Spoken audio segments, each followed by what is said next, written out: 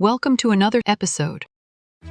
Today, I'm going to share a true story about what really matters in our lives. It's a journey of discovery, filled with simple joys and profound wisdom. The tale of Mark and his quest for true happiness. A man named Mark lived in a small village between rolling hills and lush green meadows. He was known far and wide for his serene smile, which never seemed to fade, no matter the season. People from all over came to him, seeking the secret to his unshakable happiness. "Mark," they would ask, "how is it that you are always so content, even when the world around us is in turmoil?"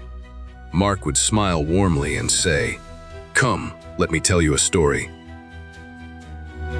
Years ago, I had been like anyone else, chasing after success, wealth, and recognition. I believed that happiness was something to be found, a treasure hidden at the end of a long and arduous journey. And so, I worked tirelessly, building a grand home, amassing a small fortune, and surrounding myself with all the luxuries you could imagine. But one day, as I sat in my grand home, surrounded by my treasures, I realized something strange. Despite having everything I had ever wanted, a hollow emptiness gnawed at my heart. I felt restless, as though I were still searching for something just out of reach. I decided to leave my home and wander the world, seeking the wisdom of sages, scholars, and wanderers. Along my journey, I came across an old, crumbling bridge. Beneath it sat an old traveler with kind eyes and a knowing smile. "What brings you here, young man?" asked the traveler. "I am searching for happiness," I replied. The traveler chuckled. "Happiness is not something you find. It's something you create." Create? But how? The traveler handed me a small, empty jar with a wise and knowing expression.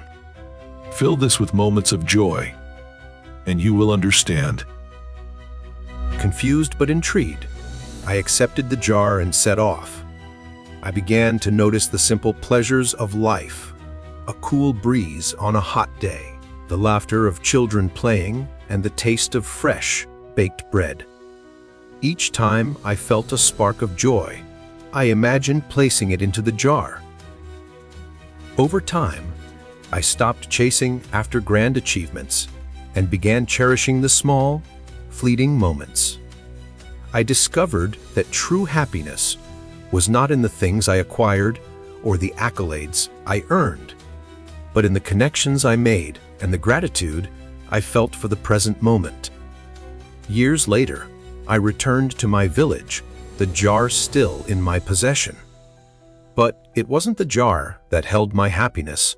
It was the life I had built, one joyful moment at a time.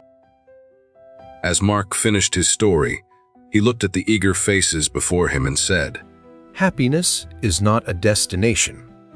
It is the journey of appreciating the small wonders of life. The secret is to live fully in each moment, for it is in these moments that true joy resides.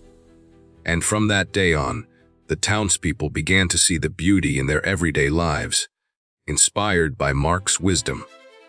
The small town became a place of shared smiles and simple joys, proving that happiness is not something to be sought but something to be lived. And so, the tale of Mark and his jar of joy was passed down through generations, a reminder that the greatest treasures in life are found not in faraway lands, but in the quiet, unassuming corners of our hearts. My advice to all of you still watching this story is, in hard moments in your life, just remember this story and start to fill a jar with little things of beauty and joy.